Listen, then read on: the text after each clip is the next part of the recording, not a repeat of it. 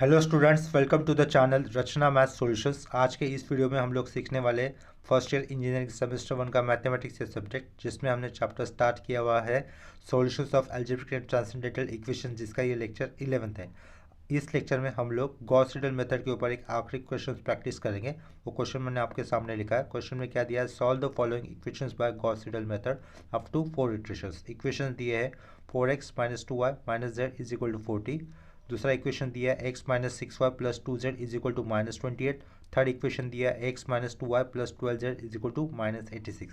तो जब भी हमें गॉस सीडल मेथड से इक्वेशन सॉल्व करने होंगे तो सबसे पहले हमें ऐसी स्टेटमेंट लिखनी होगी, writing given equations as follows.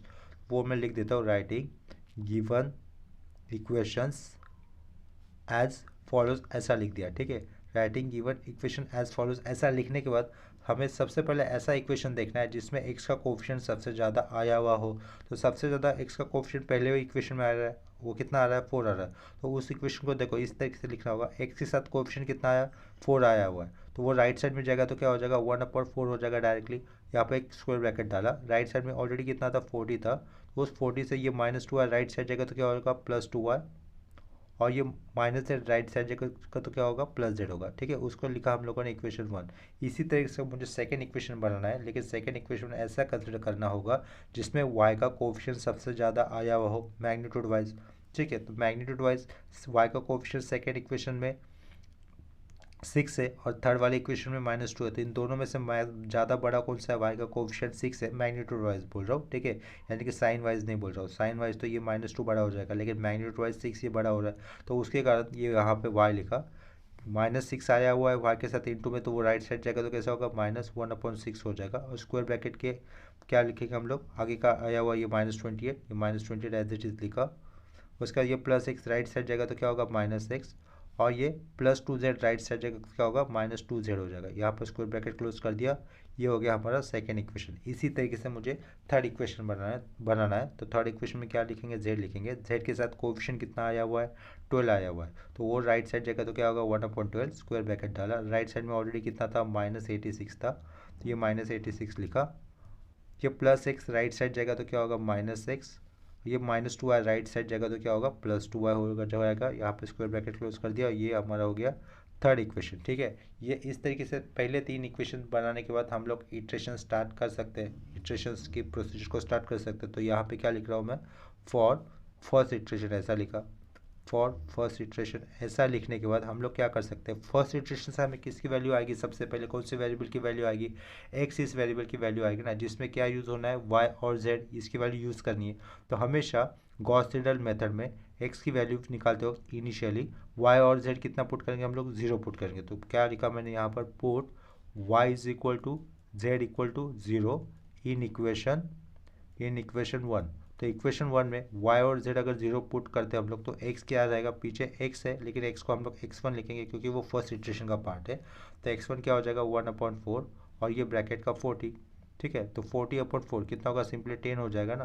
तो यहाँ से x1 की वैल्यू कितनी आ गई, 10 आ गई, उसको मैंने अंडरलाइन कर दिया। अभी देखो सेकेंड इटरेशन से हमें y मिलने वाला है, लेकिन y कैलकुलेट करते वक्त x और z की ज़रूरत पड़ेगी, जिसमें x ऐसा यूज़ करना होगा जो कि लेटेस्ट आया हुआ है। ये लेटेस्ट x की वैल्यू कितनी आई है, 10 आई है ना, यानी कि लेटेस्ट वैल्यू या फिर प्रीवियस वैल्यू ऑफ x जो आई है वही यूज़ करनी है। तो प्रीवियस वैल्यू या फिर लेटेस्ट वैल्यू ऑफ x क्या आई है, 10 है। तो y कैलकुलेट करते वक्त मुझे लेटेस्ट जो x मिला है वो यूज़ करना होगा। ठीक है, तो या क्या लिखूँगा मैं, put x is equal to 10 comma, और उसके प्रीवियसली जो z अवेलेबल था वो यूज़ करना। उसके प्रीवियसली z कितना अवेलेबल था, 0 था ना, तो x इज इक्वल 10 और ये क्या लिखा, एक z इक्वल टू 0 लिखा in equation, put in equation 2। In equation 2 क्यों, इक्वेशन 2 से y आएगा ना, ये y लिखा, लेकिन y का कौन सा इटरेशन निकाल रहे हैं हम लोग, फर्स्ट इटरेशन निकाल रहे हैं, तो इसके कारण y को सिंपली y ना लिखते हुए क्या लिखा, y1 लिखा। इतना क्लियर है।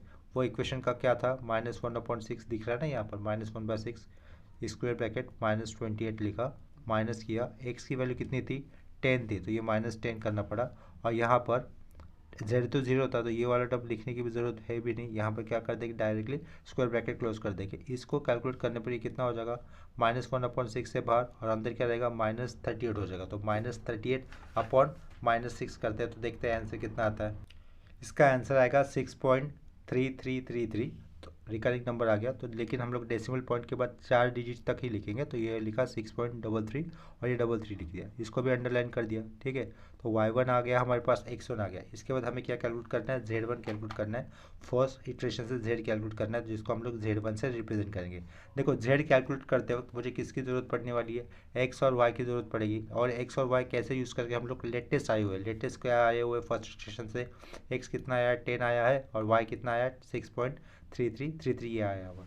तो हम लोग z कैलकुलेट करते वक्त क्या लिखेंगे, लेटेस्ट x और y की जो वैल्यू अवेलेबल है उसको यूज़ करके। तो क्या लिखा, put x is equal to 10 और कॉमा y इक्वल टू 6.33 लिखा, अगेन 33 लिखा इन इक्वेशन थर्ड में। ठीक है, तो लेफ्ट साइड में क्या था, z था, लेकिन उसको z नहीं लिखेंगे, z के बदले में z1 लिखेंगे। क्यों, फर्स्ट इटरेशन का पार्ट है ये z, तो z1 लिखा। इज इक्वल टू इक्वेशन क्या होगा, 1/12 square bracket -86 minus x that is -10 plus 2 times of y कितना था 6.33 और यहाँ पर वापस 33 राउंड ब्रैकेट क्लोज, ये स्क्वायर ब्रैकेट क्लोज।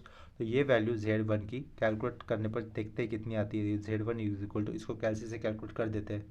तो इसको कैलकुलेट करने पर आंसर कितना मिलता है, -6.9445 दिखता है। लेकिन हम लोग डेसिमल पॉइंट के बाद 4 डिजिट तक लिखेंगे और चौथा वाला डिजिट राउंड ऑफ किया जाएगा, यानी कि क्या लिखना होगा, -6.9445 लिखना होगा, -6.9445 इतना लिखा, ये z1 हो गया। ठीक है, इसके बाद हम लोग क्या करना होगा, मुझे सेकेंड इटरेशन के लिए ट्राई करना है। तो यहाँ पे क्या लिखा जाएगा, फॉर सेकेंड इटरेशन। अभी देखो फॉर सेकेंड इटरेशन लिखा, लेकिन सेकेंड इटरेशन से मुझे क्या कैलकुलेट करना है, अभी सबसे पहले एक्स ही कैलकुलेट करना है ना। देखो इक्वेशन नंबर 1 था, ये था जिसमें मुझे सेकेंड इटरेशन में सबसे पहले एक्स कैलकुलेट करना है। एक्स कैलकुलेट करते वक्त किसकी ज़रूरत पड़ती है, हमें वाई और जेड की ज़रूरत पड़ती है। तो प्रीवियसली वाई और जेड जो आए थे सेकेंड इटरेशन से, उसको यूज़ किया जाएगा। ठीक है, सेकेंड इटरेशन से वाई और जेड जो आए थे उसको यूज़ किया जाएगा। सेकेंड इटरेशन से, सॉरी बोल रहा हूँ, कि पहले ही इटरेशन से वाई और जेड जो आए थे उसको यूज़ करना होगा while calculating x by second iteration. तो देखो सेकेंड इटरेशन लिखा, उसमें क्या करना होगा, उसके प्रीवियस वाले इटरेशन से जो y और z आया था वो मुझे यूज़ करना है। तो पुट y कितना आया था 6.33 और ये 33 आया हुआ था, और z क्या आया हुआ था -6.9445 ये आया हुआ था ना, latest value previous value of y और z यही आई थी, वो मुझे सेकेंड इटरेशन में x कैलकुलेट करते वक्त निकालनी है। ठीक है, इन इक्वेशन 1 लिखूंगा। ठीक है, पुट y इक्वल टू 6.3333 और z इक्वल टू -6.9445, ये मुझे 5 है, ये कहाँ पे पुट करना है, इक्वेशन 1 में पुट करनी है। तो इक्वेशन 1 में सबसे पहले x निकाल रहे हैं हम लोग, लेकिन x को हम लोग 2 लिखेंगे। क्यों, क्योंकि वो सेकेंड इटरेशन का पार्ट है, इसके लिए। वो उसका इक्वेशन क्या था 1/4 था, यहाँ पर स्क्वायर ब्रैकेट 40 लिखा हुआ था, 40 प्लस 2 टाइम्स ऑफ y कितना है, ये 6.33 फिर से 33, ये राउंड ब्रैकेट क्लोज कर दिया, प्लस जेड था, जेड कितना है ब्रैकेट में लिख देता हूँ माइनस होने के कारण, -6.9445 ये राउंड ब्रैकेट क्लोज, यहाँ पे ये स्क्वायर ब्रैकेट क्लोज। ठीक है, इतना क्लियर हो गया। इसको कैलसी से कैलकुलेट कर देते हैं, देखते हैं x2 का वैल्यू कितना आता है। वो देखो इतना कैलकुलेट करने पर x2 का आंसर कितना मिलता है, 11.4305 मिल रहा है। तो 11.4305 इतना लिखा, इसको कर दिया अंडरलाइन। ठीक है, अभी इसके बाद ये लेटेस्ट आई हुई x की वैल्यू है जो मुझे फर्दर y निकालते वक्त यूज़ करनी होगी। तो उसके कारण आगे क्या लिखना होगा, पुट x कितना लिखूंगा मैं, x इज इक्वल टू 11.4305 और y निकालते वक्त हमें x और z यूज़ करना होगा। लेटेस्ट x ये आया हुआ है और प्रीवियसली अवेलेबल z क्या था, z इज इक्वल टू ऊपर ही लिखा वो -6.9445 इन इक्वेशन 2 में। ठीक है, इक्वेशन 2 से हमें y निकालना है, लेकिन वो y का कौन सा इटरेशन है, सेकेंड इटरेशन है, उसके कारण सिंपली y ना लिखते हुए हमें क्या लिखना होगा, y2 लिखना होगा। और y2 का इटरेशन क्या था -1/6 स्क्वायर ब्रैकेट में क्या लिखेंगे हम लोग -28 माइनस x की जगह पे कितना लिखना था मुझे, देखो यहाँ पर 11.4305 इतना लिखा, ये x की वैल्यू राउंड ब्रैकेट में लिखी, -x था, आगे क्या था -x हो जाने के बाद -2 टाइम्स ऑफ z, z की वैल्यू भी ब्रैकेट में लिख देता हूँ -6.9445। ठीक है, तो इसको कैलकुलेट करके देते हैं, कैलकुलेट कर देने के बाद देखते हैं इसका आंसर कितना आता है, ये y2 इटरेशन का आंसर कितना आता है वो चेक कर लेता हूँ। तो y2 को कैलकुलेट करने पर यहाँ पे आंसर कितना मिलता है 4.2569, 4 लिख देता हूँ फिर 4.2569 69, ठीक है। यहाँ इसको अंडरलाइन कर देते हैं। इसके बाद मुझे क्या निकालना होगा, जेड निकालना होगा। जेड का सेकेंड इटरेशन चलेगा, उसके कारण उसको लिखेंगे हम लोग Z2 लिखेंगे। लेकिन जेड निकालते वक्त मुझे एक्स और वाई यूज़ करना होगा। तो एक्स और वाई कैसा यूज़ करेंगे, प्रीवियसली आया हुआ, लेटेस्ट आया हुआ। तो उसके कारण ऐसा लिखना होगा, put x is equal to latest x कितना आया था 11.4305, 11.4305 लिखा। और y क्या अभी जो लेटेस्ट मिला है ना मुझे, वो y equal to 4.2569 in equation 3, in equation 3, ठीक है। इतना क्लियर हुआ। इक्वेशन 3 से z कैलकुलेट होगा, लेकिन z को हम लोग सिंपली z नहीं लिखेंगे, z की जगह पे क्या लिखेंगे, उसको Z2 लिखेंगे, क्योंकि वो सेकेंड इटरेशन का पार्ट है, ठीक है। तो ये लिखा Z2। और हमारा इक्वेशन क्या था, 1/12 z के लिए 1/12 स्क्वायर ब्रैकेट -86 माइनस एक्स था सिंपली। तो एक्स कितना है 11.4305, राउंड ब्रैकेट में लिखा उसको, प्लस क्या लिखा 2 टाइम्स ऑफ वाई लिखा, ठीक है। तो 2 टाइम्स का वाई कितना होगा, ये 4.2569, यहाँ पे राउंड ब्रैकेट क्लोज और ये स्क्वायर ब्रैकेट क्लोज। तो इसको हम लोग कैलकुलेट कर देते हैं और देखते हैं Z2 का आंसर कितना आता है वो। तो यहाँ से Z2 का आंसर कितना मिल रहा है, -7.4097 मिल रहा है। देखो उसको लिख देंगे, -7.4097 इतना मिला, ठीक है। उसको कर दिया अंडरलाइन। इसके बाद क्या हमें क्या करना होगा, थर्ड इटरेशन के लिए ट्राई करना है। ऐसे कितने इटरेशन करने थे, शुरुआत में क्वेश्चन में बताया गया था 4th इटरेशन करने हैं ना। तो इसके कारण मुझे नेक्स्ट और 2 इटरेशन करने होंगे। तो क्या लिखेंगे हम लोग अभी, फॉर थर्ड इटरेशन लिखा। थर्ड इटरेशन में सबसे पहले एक्स ही आने वाला है। तो एक्स कैलकुलेट करते वक्त प्रीवियसली लेटेस्ट जो वाई और जेड आए हुए थे प्रीवियस इटरेशन से, वो मुझे यूज़ करने होंगे। तो फॉर थर्ड इटरेशन लिखा। थर्ड इटरेशन के लिए वाई और जेड कहाँ से यूज़ करने, मुझे सेकेंड इटरेशन से जो वैल्यू आई थी ना वाई और जेड की, वो यूज़ करनी होगी। तो सेकेंड इटरेशन से वाई कितना आया था, put y is equal to 4.2569, ये वैल्यू आई थी वाई की। और जेड की अभी जो वैल्यू मिली है वो यूज़ करूँगा, that is -7.4097। Put this in equation 1। तो इक्वेशन से x मिलेगा, लेकिन x को हम लोग सिंपली x नहीं लिखेंगे, x की जगह पे क्या लिखेंगे x3, क्यों, क्योंकि ये थर्ड इटरेशन का पार्ट है। और x3 के लिए इक्वेशन क्या था, 1/4 स्क्वायर ब्रैकेट के अंदर 40 प्लस 2 टाइम्स ऑफ y था, वो 2 टाइम्स ऑफ y क्या लिखना होगा, 4.2569 ब्रैकेट क्लोज कर दिया, प्लस z था। z को मैं राउंड ब्रैकेट में लिख देता हूँ, -7.4097 लिखा, राउंड ब्रैकेट क्लोज, यहाँ पे स्क्वायर ब्रैकेट क्लोज। इसको फर्दर कैलकुलेट कर देते हैं, देखते हैं इस x3 का आंसर कितना आता है वो, ठीक है। तो यहाँ से x3 का आंसर मिल रहा है हमें 10.2760, वो लिख दिया 10.2760, उसको कर दिया अंडरलाइन, ठीक है। इसके बाद मुझे क्या निकालना होगा, y3 निकालना होगा, यानी कि थर्ड इटरेशन से y की वैल्यू निकालनी होगी। y निकालते वक्त x और z यूज़ किया जाएगा। तो x कैसा यूज़ करेंगे, प्रीवियसली लेटेस्ट आया हुआ x यूज़ करेंगे। और z उसके पहले जो अवेलेबल था वो यूज़ करना होगा, यानी कि z क्या यूज़ करूँगा, ये मैं -7.4097 यूज़ करूँगा। और x क्या यूज़ करूँगा, अभी जो लेटेस्ट आया हुआ है उसको, ठीक है। तो हम लोग क्या करेंगे अभी, put x is equal to जो लेटेस्ट आया हुआ है वो यूज़ किया जाएगा। तो देखो यहाँ फिर क्या लिखा, put x is equal to कितना 10.2760, और z उससे पहले जो अवेलेबल था वो कितना था, -7.4097 is equal to -7.4097 in equation 2, ठीक है। इक्वेशन 2 से y आएगा ना, तो यहाँ पे लिखा y लिखा, लेकिन y का कौन सा इटरेशन चल रहा है, थर्ड इटरेशन चल रहा है। तो ये क्या लिखा, y3 लिख दिया। और y का इक्वेशन क्या था, -1/6 स्क्वायर ब्रैकेट के अंदर क्या लिखना है मुझे, -28 लिखना है, माइनस x कितना था 10.2760 माइनस 2 टाइम्स ऑफ z, और z कितना -7.4097, ये वैल्यू है ना, उसको राउंड ब्रैकेट में लिखा और यहाँ पर लास्ट में स्क्वायर ब्रैकेट क्लोज कर दिया। तो यहाँ से y3 की वैल्यू कितनी आती है उसको कैलकुलेट कर देते हैं, देखते हैं y3 का आंसर कितना आता है वो। तो यहाँ से y3 का आंसर आएगा 3.9094, ये वो लिख दिया 3.9094, इतना लिख दिया, ठीक है।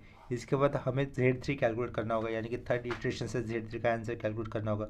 Z कैलकुलेट करते वक्त हमें प्रीवियसली आया हुआ x और y यूज़ करना होता है। तो उसके कारण हम लोग क्या लिखेंगे, put x is equal to previously क्या आया हुआ है 10.2760 लिखा, कॉमा y क्या आया हुआ है previously latest 3.9094 in equation 3, in equation three में जेड था ना, तो इन इक्वेशन थ्री ये वैल्यू पुट करनी है एक्स और वाई की, तो जेड आएगा। लेकिन जेड को सिंपली जेड नहीं लिखेंगे, जेड थ्री लिखेंगे। क्यों? क्योंकि ये थर्ड इटरेशन का पार्ट है। तो जेड थ्री के लिए इक्वेशन क्या था? 1/12 था, 1/12, और स्क्वायर ब्रैकेट के अंदर क्या लिखना होगा? -86 माइनस एक्स, एक्स कितना है? 10.2760, और प्लस 2 टाइम्स ऑफ वाई, ये 2 लिखा। वाई की वैल्यू 3.9094 ये लिखनी होगी। ये यहाँ पर राउंड ब्रैकेट क्लोज, और उसके आगे ये स्क्वायर ब्रैकेट क्लोज। ठीक है, तो इसके आगे Z3 को कैलसी से कैलकुलेट कर देते हैं, देखते हैं Z3 का आंसर कितना आता है। तो यहाँ से देखो Z3 का आंसर कितना मिल रहा है? -7.3714 मिल रहा है। -7.3714 इतना लिख दिया, 3714 इतना लिख दिया। ठीक है, लेकिन उन्होंने हमें 4 इटरेशन तक करने बोला था, तो यहाँ तक हमारा 3 इटरेशन तक का काम हो गया। इसका मतलब एक और आखिरी इटरेशन करना होगा, और वो आखिरी इटरेशन करने के बाद जो भी एक्स वाई और जेड मिल रहा है वही हमारा फाइनल इटरेशन, वही हमारा फाइनल आंसर होगा। ठीक है, इसके बाद हम लोग नेक्स्ट इटरेशन ट्राई करके, तो अब लिखा जाएगा फॉर फोर्थ इटरेशन लिखा जाएगा। ठीक है, तो फॉर फोर्थ इटरेशन ऐसा लिखा। फोर्थ इटरेशन में सबसे पहली वैल्यू किसकी निकालेंगे? हम लोग एक्स की वैल्यू निकालेंगे, लेकिन एक्स की वैल्यू निकालते वक्त प्रीवियसली आए हुए मुझे वाई और जेड की वैल्यू यूज़ करनी होगी। ठीक है, तो फॉर फोर्थ इटरेशन लिखा, पुट उसके प्रीवियस इटरेशन से वाई और जेड जो अवेलेबल था, यानी कि जो वैल्यूज़ मिली थी, वो मुझे यूज़ करनी है to calculate x by fourth iteration. ठीक है, फोर्थ इटरेशन में एक्स कैलकुलेट करते वक्त मुझे प्रीवियस इटरेशन से जो एक्स और जो वाई और जेड मिले वो यूज़ करने होंगे। तो पुट क्या लिखा? वाई क्या आया था प्रीवियस इटरेशन में? वाई इज इक्वल टू 3.9094 आया था, 3.9094 ये लिखा। और जेड अभी अभी लेटेस्ट कितना मिला था? -7.3714 ये मिला था ना, इन इक्वेशन 1। ठीक है, इन इक्वेशन 1 में लेटेस्ट आए हुए वाई और जेड की वैल्यू मुझे पुट करनी है, तो हमें क्या मिलेगा? एक्स मिलेगा। लेकिन एक्स को सिंपली एक्स नहीं लिखेंगे, x4 लिखेंगे, क्योंकि वो फोर्थ इक्वेशन का पार्ट है। और एक्स का इक्वेशन क्या था? 1/4 स्क्वायर ब्रैकेट के अंदर 40 plus 2 times of y, y यानी कि 3.9094 प्लस सिंपली जेड था, जेड कितना था? -7.3714। ठीक है, यहाँ पे राउंड ब्रैकेट क्लोज कर दिया, यहाँ पे स्क्वायर ब्रैकेट क्लोज कर दिया। देखते हैं यहाँ से x4 का आंसर कितना आता है, उसको कैलसी से कैलकुलेट कर देता हूँ। तो x4 कैलकुलेट करने पर आंसर कितना मिल रहा है? 10.11185 मिल रहा है। तो हम लोग डेसिमल पॉइंट के बाद 4 डिजिट लिखेंगे ना, और चौथा डिजिट राउंड अप करेंगे, तो आंसर क्या लिखना होगा? 10.1119 लिखना होगा। क्या लिखा? 10.1111, और यहाँ पे लिख दिया 9। इतना क्लियर हो गया। इसके बाद हमें ये x का कहाँ पे यूज़ करना है? नेक्स्ट y की वैल्यू निकालते वक्त यूज़ करना होगा, क्योंकि y कैलकुलेट करते वक्त मुझे x और z यूज़ करना होगा। और x कैसा? लेटेस्ट आया हुआ, और z कौन सा? उसके प्रीवियसली अवेलेबल था। तो z क्या अवेलेबल है प्रीवियसली? -7.3714 ये अवेलेबल है। और x कितना आया? 10.1119 ये यूज़ करना होगा y4 कैलकुलेट करते वक्त, यानी कि फोर्थ इटरेशन से y की वैल्यू कैलकुलेट करते वक्त। देखो क्या लिखेंगे फिर हम लोग, पुट ऐसा करना होगा। क्या लिखा? Put x is equal to कितना? 10.1119, और z इक्वल टू कितना? लेटेस्ट कितना था? -7.37, और कितना था वो? 14 था ना, 3714 था। इन इक्वेशन 2, इन इक्वेशन 2 में ये मुझे यूज़ करना है, तब जाके क्या मिलेगा? y मिलेगा। लेकिन y को सिंपली y नहीं लिखेंगे, y4 लिखेंगे, क्योंकि ये फोर्थ इटरेशन से हम लोग y4 निकाले ना, फोर्थ इटरेशन के अंदर y निकाले, तो इसके कारण क्या लिखा? वो y4 लिखा। और y का इक्वेशन क्या था? y का इक्वेशन याद आ रहा है? -1/6 स्क्वायर ब्रैकेट में -28 प्लस -28 लिखने के बाद -x था। क्या था? -x था, गलती से वो प्लस हो गया, ये -x। x कितना था? 10.1119, और उसके आ गया था -2 टाइम्स ऑफ z था, -2 लिखा। z की वैल्यू माइनस में लिख रहा हूँ, ब्रैकेट में लिख रहा हूँ, -7.3714 राउंड ब्रैकेट क्लोज, यहाँ पे स्क्वायर ब्रैकेट क्लोज। इसको कैलसी से कैलकुलेट कर देते, देखते हैं इसका आंसर कितना आता है वो। देखो यहाँ से y का आंसर कितना आएगा? 3.89485 दिख रहा है ना, तो लोग, लेकिन डेसिमल पॉइंट के बाद 4 डिजिट तक लिखना है और चौथा राउंड अप करना है, तो क्या लिखना होगा? 3.8949 लिखना होगा। तो आंसर क्या आएगा y4 का? 3.8949 इतना लिखा। ठीक है, इतना क्लियर हो गया, उसको कर दिया अंडरलाइन। अभी Z4 वैल्यू कैलकुलेट करते हो, यानी कि फोर्थ इटरेशन से Z की वैल्यू कैलकुलेट करते हो, प्रीवियसली आए हुए मुझे x और y यूज़ करने होंगे, तो इसके कारण यहाँ पे क्या लिखना होगा? Z कैलकुलेट करते वक्त put x is equal to कितना आया हुआ था latest? x is equal to 10.1119 आया था, 10.1119, और y अभी क्या आया हुआ है? 3.8949। 8949 ये यूज़ करना है इन इक्वेशन 3 में, पुट इन इक्वेशन 3 में। ठीक है, इक्वेशन 3 से z आने वाला है बाहर। ठीक है, लेकिन z किस इटरेशन का पार्ट है, फोर्थ इटरेशन का पार्ट है, इसके कारण हम लोग क्या लिखेंगे, Z4 लिखेंगे। और z का इक्वेशन क्या था, 1/12 था। ठीक है, 1/12 स्क्वायर ब्रैकेट, और स्क्वायर ब्रैकेट लिखने के बाद अंदर क्या था, -86 -x था, -86 लिखा, -x, x की जगह पे वैल्यू कितनी आई है, 10.119 और प्लस 2 टाइम्स ऑफ y लिखना था, तो 2 टाइम्स ऑफ y कितना है, 3.8949। ठीक है, यहाँ पे राउंड ब्रैकेट क्लोज, उसके आगे ये स्क्वायर ब्रैकेट क्लोज कर दिया। इसको फर्दर कैलसी से कैलकुलेट कर देते हैं, देखते हैं Z4 का आंसर कितना आता है वो। तो कैलकुलेट करने के बाद Z4 का आंसर कितना मिल रहा है, -7.360175 मिल रहा है। तो हम लोग क्या लिख सकते हैं, -7.3602 लिख सकते हैं, -7.3602 इतना लिख दिया। आया समझ में। चलो, इसके बाद देखो फोर्थ इटरेशन हमारे सारे कंप्लीट हो गए। तो फोर्थ इटरेशन कंप्लीट हो जाने के बाद हम लोग यहाँ पर फाइनली आंसर कर क्या लिख सकते हैं, देयरफॉर आफ्टर फोर्थ इटरेशन हो गया, देयरफॉर आफ्टर फोर्थ इटरेशन,